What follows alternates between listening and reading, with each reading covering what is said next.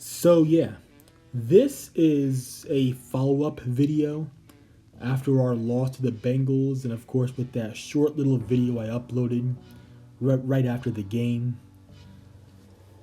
And as the title of this video says, the Steelers, we just have wholesale changes to make this offseason in the spring of 2023.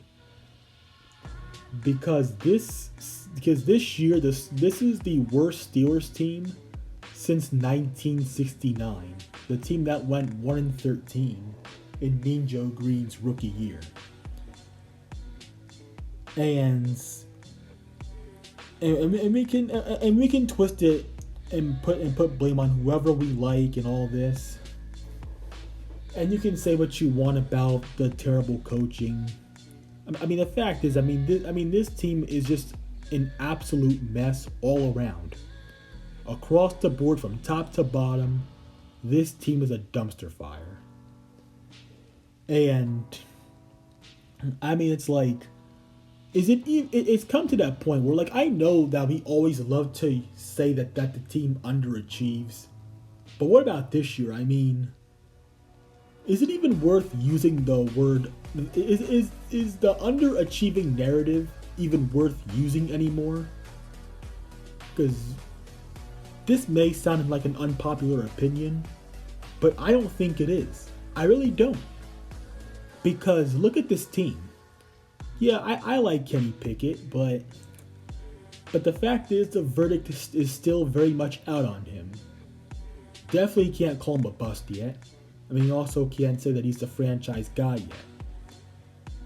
And I would like to see him with a real team around him rather than the pile of shit that we have for him to work with.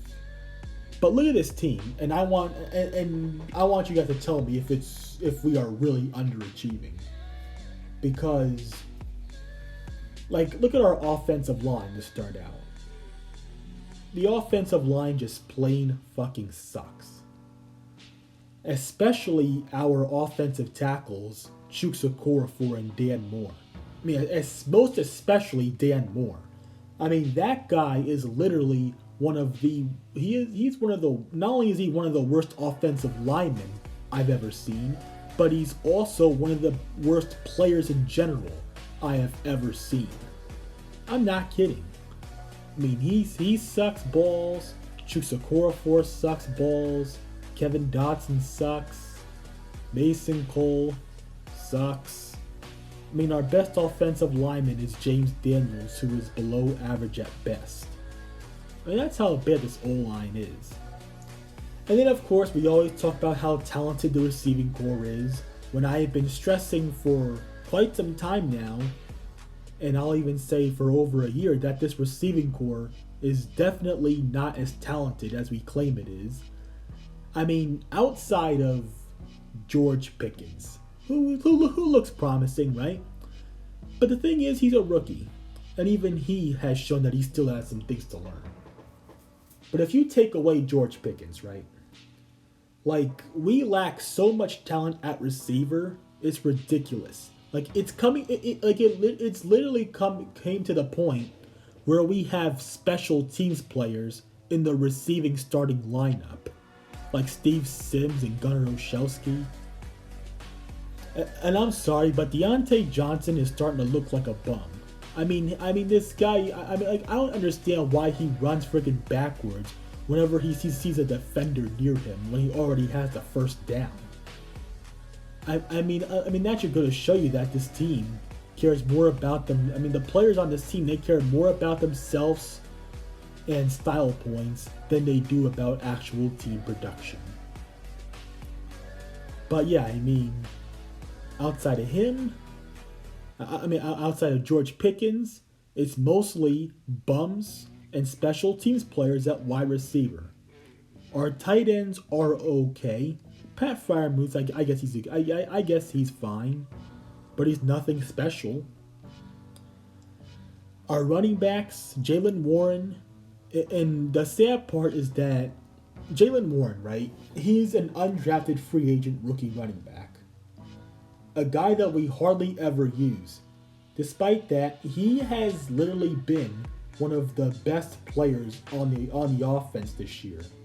And when an undrafted free agent rookie is one of your best offensive players, that should go to tell you that this team, especially the offense, lacks talent. And it also goes to show you that this team lacks veteran leadership. And then, of course, on the defense, the front seven is good when TJ Watt is out there, but our linebackers outside of him and maybe Miles Jack are garbage. Cam Hayward and Tyson Alualu likely on their last legs before retiring. And of course, our secondary outside of Minka Fitzpatrick and DeMonte Kazi. I mean, our secondary is basically a bunch of third-string bums at best. Some of which would be on most other teams' practice squads.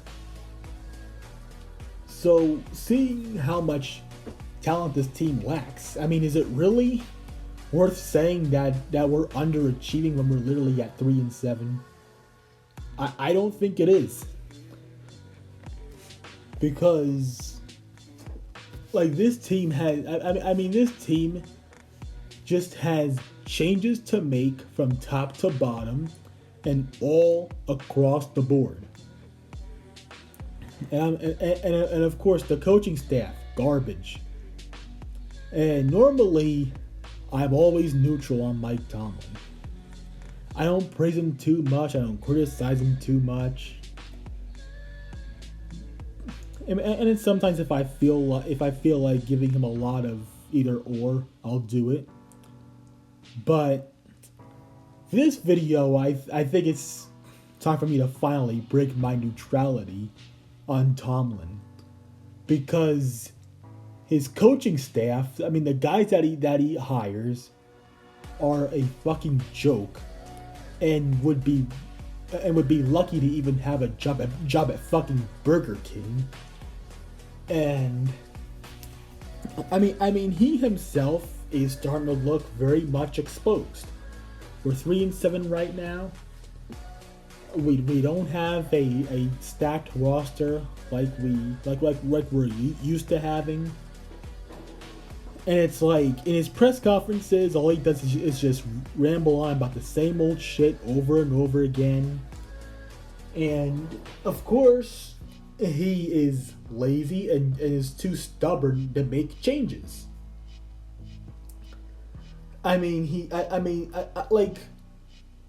It's a miracle how Matt Canada and of course Terry Austin still have jobs. It really is. And of course, what does this all reflect on? The most complacent owner in football, old fart Rooney II. Because as I pointed out months and months ago, and now of course all of a sudden everybody's starting to say it, ever since Dan Rooney passed away, he has been exposed for the bitch that he is. He has no clue how to run the franchise like his father and grandfather. And this season right now, with where we sit at 3-7, is pretty much proving it all. This season so far is just proving all my points, all my videos from early in the season, but you residential geniuses didn't want to listen to me. I was right all the way back then, and pretty much the whole fan base was wrong. So from all of these moves of us signing, drafting, and trading for all these average-ass players and scrubs and all that, and of course with us hiring from within, digging deeper and deeper in the dirt, going dumpster diving in our own fucking trash can, just for more puppets for Mike Tomlin to dingle his fingers with, game in and game out. I mean, it's like, until we change that, I mean, we're gonna be irrelevant for years and years to come. I mean, it's just the truth. And we're just gonna watch all these other teams go out there and compete. And whenever they see us on the schedule, they're gonna laugh and giggle because they know that we no longer put fear in anybody's eyes, We no longer pose a threat or challenge to anybody. I mean, nobody's scared to play us anymore. They're not. And I mean, all we do is hit the field with boring and lame and bland preparation, especially on fucking offense. I mean, and it goes to show you why this is the most boring team in all of freaking football. And I'll even go as far as say that this is the most boring team in all of sports. Not just American sports, but worldwide sports. That's how boring this team is. Hell, ball in a cup is more fun than watching this bum-ass team. I mean, it really is. And for the first time ever, I'm actually going to say it. You ready? Here we go. Mike Tomlin needs to go after this season.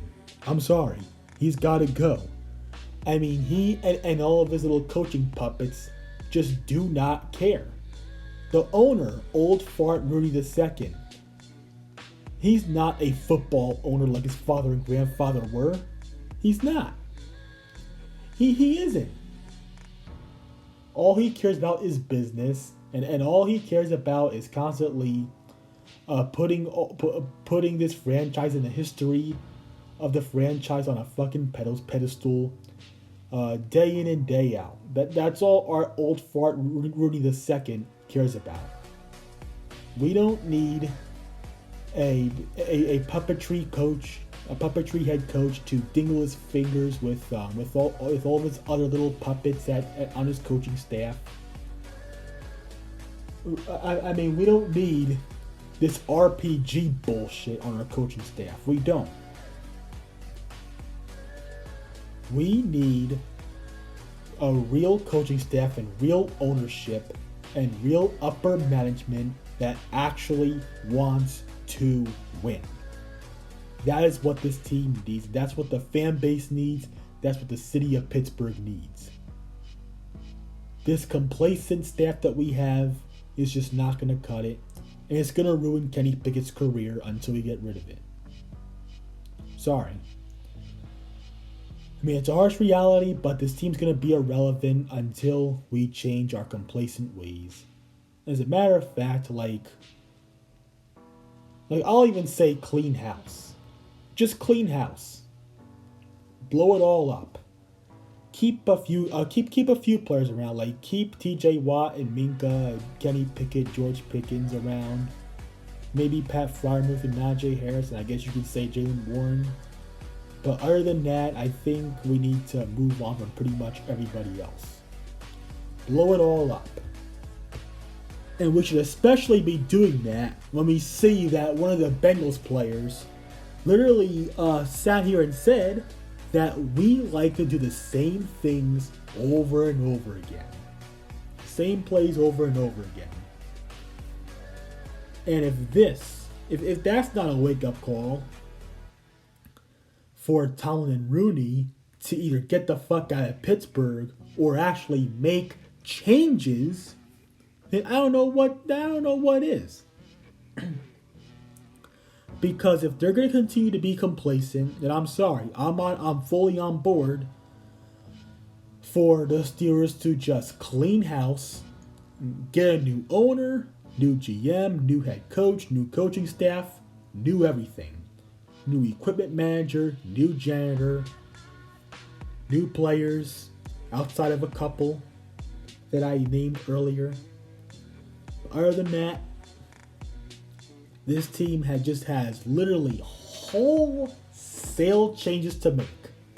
And it may be unfair for a rookie quarterback to experience that, but it'll be for the better of him. It'll be for the better of his career, so it's not ruined. So that's pretty much the end of this video. Until we make wholesale changes within this franchise, and unless Mike Tomlin and Art Rooney II are willing to actually make legit changes to how this team is ran, then I'm sorry, they, along with their little puppets that they like to dingle their fingers with, need to get the fuck out of Pittsburgh. There it is. I'm out, and fuck the 2022 NFL season. It's painful to fucking watch.